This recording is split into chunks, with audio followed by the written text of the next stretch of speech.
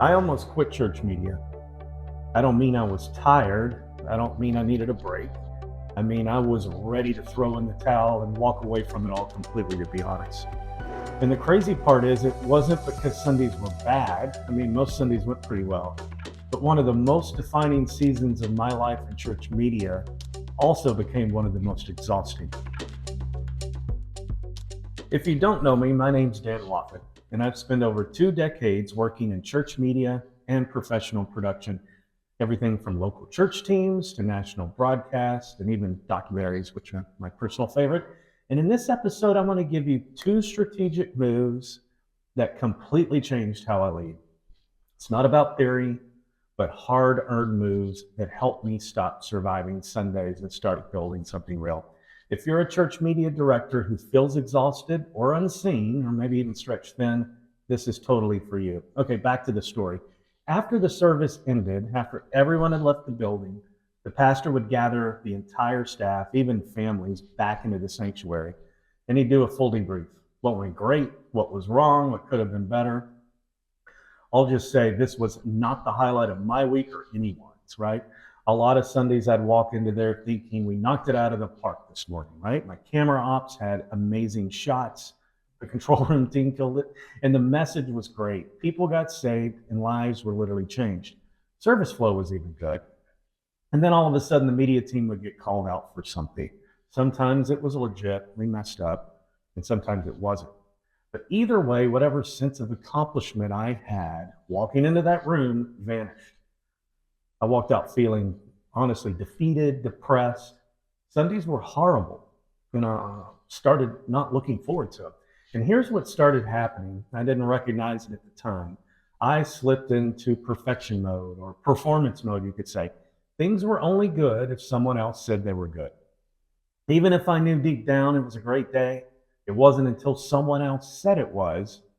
And what made it harder was that I just wasn't processing this for myself, right? I was the temperature setter for the rest of my media team and volunteers. Most of them weren't in the room, right? So now I'm carrying feedback, frustration, emotion, discouragement, and I've got a decision to make. Do I let this roll downhill or do I filter it? Because how I show up on Monday or the following Sunday changes how they show up, to be honest. And if I'm being real, I don't always handle that well. I mean, there were times I probably vented too much. I could have taken that frustration and passed it down to my volunteers or team members when it wasn't appropriate. Or I'd spend too long breaking down the frustration with my paid staff. And then there were the other times I went the other direction. I protected. But honestly, I should have protected more. I mean, I was in my 30s, still learning, and you never stop learning. It's always easier looking back and choosing the good from the bad and seeing what you could have done differently, right? But here's the thing. This isn't just in the church world. I live in Hollywood, and I'm a producer in Hollywood as well. And there's good days, there's good shoots, and some that you want to forget. I mean, the same translates to churches, right? It's life. We have to deal with that. But the key is keeping the wins higher than the losses. I call it the producer shift. Back then, I didn't have language for what was wrong. I mean, I felt it. Something wasn't right. Because the unspoken system was this. If Sunday goes well, I'm validated. My team's validated. We're professionals, and we can keep our job for another week. If Sunday goes bad, we carry it. There's no systems, no buffer. Life was based on emotion. Here's the producer shift I didn't understand yet. If Sunday only works because you're absorbing all the pressure every week, that's not success. That's actually a fragile system. A producer doesn't judge success during one moment, how they feel. They look at the big picture over time, whether what they're building can actually hold up week after week without breaking people, including themselves. And the way I was operating was not sustainable. So what does it look like to filter? Here's what I've learned, and usually it's been the hard way. Take a breath, take a beat, get in your car, ride around the block, go for a walk. Or honestly, the big one, sleep on it. Most of the mistakes I've made have been talking too soon, out of emotion usually. Things are almost always better the next day and not as big as they felt in the moment, right?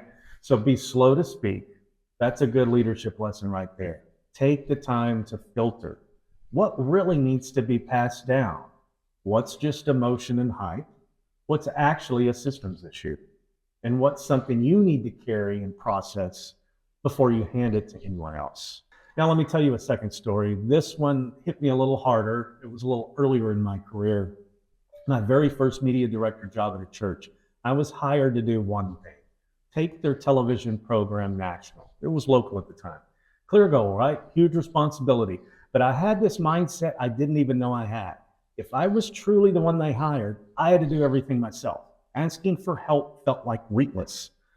Pulling in outside voices felt like failure. So I carried it all myself quietly along. One day I get called into the pastor's office, and of all days, it was actually my birthday, but I don't think he knew that. But he said, Dan, I hired you to do one thing: take my show national. And it hasn't happened yet. I was scared, I was crushed, I wanted out of that room. And to be honest, I was second guessing this career because the job I had before that, I was kind of the bigwig. I was directing a live national TV show for a ministry. And then I'm in this situation and I'm getting told this. So yeah, there was pride, humiliation, that feeling like I've blown it. I just want out of the situation. The story I was telling myself in that office was simple: I'm a failure. He hired me, not someone else. So I have to do everything myself. That's a huge burden, especially in the church world. You know, the pastor's not only your boss, but he's your pastor. It's a strange dynamic. We'll get into that some other time, but it's weird, right? The turnaround happened when I called a pastor friend of my family and I unloaded on him, told him everything. Instead of him trying to fix it, he did something. He mailed me John Maxwell books, the leadership guy. And he signed me up for all of Maxwell's CD of the Month clubs. Yep, those literal CDs. And over time, something clicked. I learned it wasn't all on me. Producers don't prove value by suffering by themselves. They build teams. They create systems. They pull in help early. And once I stopped carrying everything alone, we got that show on national television. And I actually started loving that job again. And in my early 20s, I learned one of the biggest lessons I still live by today: build a team. So here's the takeaway for the first move. If your definition of a good Sunday requires you to be emotionally wrecked by Monday, that's not sustainable. That's a warning light. Thinking like a producer doesn't mean you care less. It means you build something that lasts longer than your adrenaline. Think about that. It means you stop measuring success by one service and you start measuring it by whether the system and honestly your team is getting better and healthier. Because wins matter, but sustainability matters too. And you want to keep the wins higher than the losses. This next move might be uncomfortable for some people to talk about, but it's the truth. Because in the church world, being helpful is often seen as a virtue. We're taught to serve, to say yes, to step in whenever there's a gap. And early in your media career, that can be a good thing, right? You want to get promoted, you want people to notice you. But there's a moment where being helpful turns into something else.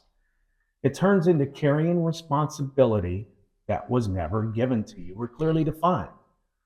So here's what that might look like, especially in church media. Maybe you say yes to last minute changes. You fix problems before anyone else even notices. You stay late so things don't fall apart. These are all good, okay? And from the outside, you look faithful. You're dependable. You're probably easy to work with. You're the perfect employee, technically. But inside, you're exhausted. And worse, you become bitter because no one else notices or acknowledges that you're going the extra mile, right? A former pastor of mine used to say this all the time: keep the main thing the main thing. That sounds simple, but it's crazy easy to lose sight of. Think back to why you were hired in the first place. Your pastor probably laid out a few very specific problems they wanted you to solve, right? Clear issues, clear needs, expectations. But over time, it's easy to start drifting. You start doing things that aren't necessarily bad. They're even good things, but they slowly pull you away from the main thing. And when that happens, you're busy, but not always effective. You're working hard, but not always on what matters most. I had the privilege of working with media guru Phil Cook.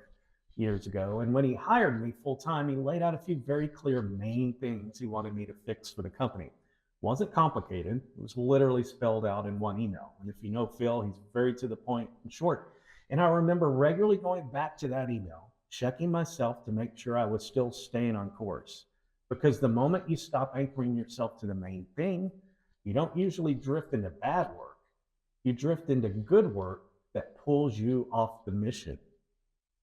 I eventually realized if I keep saying yes to everything, I'm not actually helping the church. I'm hiding problems that leadership probably needs to see and be aware of. And I'm signaling to my team and volunteers that I'll always be around to save the day. That's not leadership. That's leadership that's headed for burnout and disaster. I call it the producer reframe, right? Producers don't just help, they take responsibility. They ask better questions, they define lanes, they clarify ownership, they surface issues early before they actually become emergencies. And here's the key difference. Helpful people absorb pressure, responsible leaders redistribute it. Think about that. Helpful people absorb pressure, responsible leaders redistribute it. As I matured, I learned how to be honest, respectful, and not emotional, not reactive, at least not all the time. I still mess up. But being helpful will make you liked. Being responsible will make you trusted. And in the long run, trust is what gives you a seat at the table. Not ego, not gear, not hustle, leadership.